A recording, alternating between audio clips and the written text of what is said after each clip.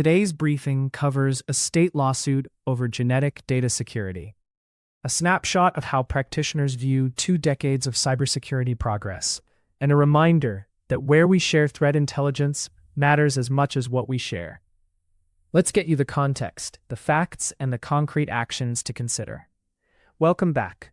This is your operational cybersecurity roundup, concise, verified, and focused on what defenders can do next.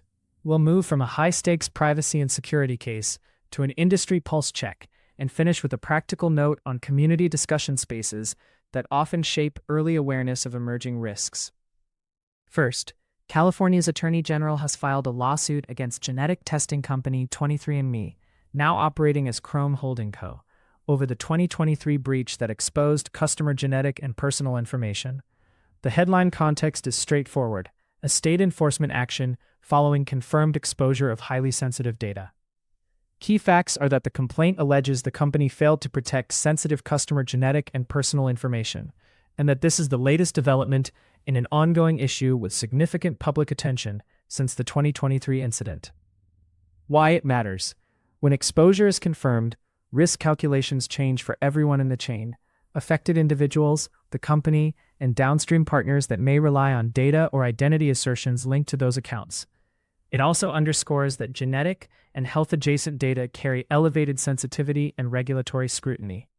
Defender takeaway: if your organization handles sensitive or special category data, revalidate your data classification and protection controls now. Confirm that breach response playbooks cover high-sensitivity data scenarios, including timely customer notification templates, downstream partner alerts, and fraud monitoring guidance. Review authentication, authorization, and anomaly detection around any portals that grant access to personal or health-related information. Reduce data exposure by tightening retention, access scopes, and third-party data flows. Next, an industry outlet marked its 20th anniversary by inviting readers to caption a cartoon on the mark of cybersecurity progress. The headline context is a community reflection on how the field has changed over the last 2 decades. Key facts. The prompt asked practitioners to distill their view of progress into a short, memorable line, effectively taking a pulse on sentiment about what has improved, what hasn't, and what still demands attention. Why it matters. These snapshots help calibrate defender priorities by highlighting where the community believes we've made real gains and where persistent pain points remain. They can surface disconnects between perceived progress and day-to-day operational reality. Defender takeaway: run your own lightweight retrospective. Compare your last 2 to 5 years against 3 anchors: time to detect and respond, blast radius reduction, and resilience of core business services.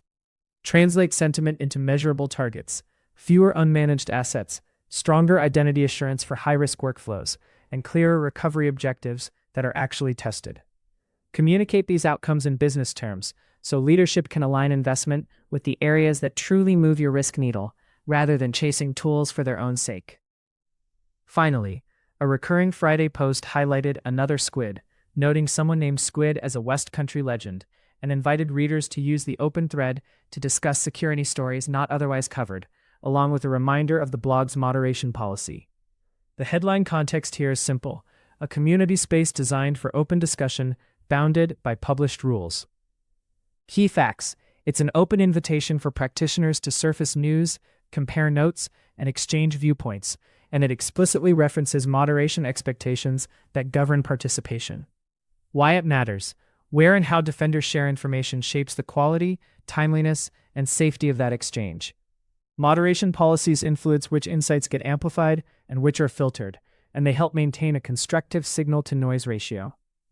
In an era when early indicators often appear first in public forums, knowing which spaces are responsibly moderated can directly impact your situational awareness. Defender takeaway: formalize your team's approach to external communities. Identify a short list of trusted, moderated venues for monitoring and contribution. Set internal guardrails for what can be shared publicly to protect sensitive data, customer information, and operational details. Use these threads to validate emerging issues, but corroborate with your telemetry before acting. Capture insights from community discussions into your internal knowledge base so lessons don't vanish into the scroll of a comment feed. If this roundup helped refine your next steps, subscribe for more operational briefings. Share it with a teammate who owns incident response or data protection, and tell us in the comments which single control you're prioritizing this quarter.